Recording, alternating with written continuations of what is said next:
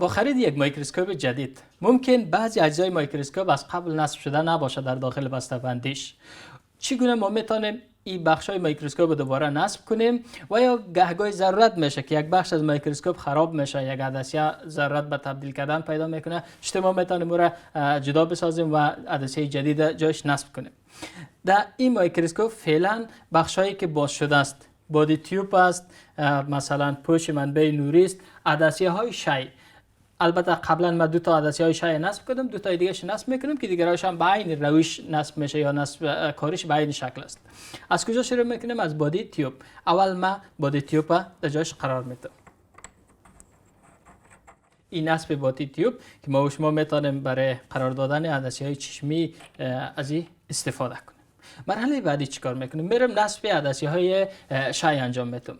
برای نصب عدسیه های شی کوشش کنید که تخت میکروسکوپ در پایین ترین حالت قرار بدین که ما میتونیم با استفاده از پیچ های تنظیم کننده تخت میکروسکوپ پایین ببریم یا در پایین ترین حدش قرار بدیم. بعدش چیکار میکنم؟ عدسیه های باقی مانده را در موقعیتش نصب میسازم. قبلا هم گفتم عدسیه جای مشخص نداره، یعنی 4 عدسیه شما میتونید در هر موقعیت صفحه چرخان نصب کنید. عدسیه ها تکمیل شد و یک بخش دیگه ای که میتونه معمولا به شکل باز قرار داشته باشه یا پوش منبع نوری است که در این قسمت قرار میگیره. به خاطر از اینکه راحت‌تر نصب کنید شما دوباره استیج یا صفحه میکروسکوپ بالا میبرین. ما در موقعیت اصلیش قرار میتیم.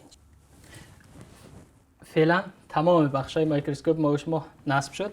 بادی تیوب در جای خود قرار گرفت، عدسیه چشمی در جای خود و عدسیه‌های دیگر هم در موقعیت‌هاش قرار دادیم و پوش منبع نوریم در موقعیت خود قرار گرفت. میکروسکوپ ما و شما فعلا برای استفاده آماده است و وسایلی که ما و شما در استفاده میکروسکوپ کمک میکنه سلاید هاست که شیشه هایی که بالایش ما و شما نمونه را قرار میتیم، این سلاید های میکروسکوپ و همچنان کورهای سلاید است که ما و شما بالای نمونه قرار میتیم روی سلاید که در بخش استفاده از میکروسکوپ ما از اونا استفاده خواهد کرد.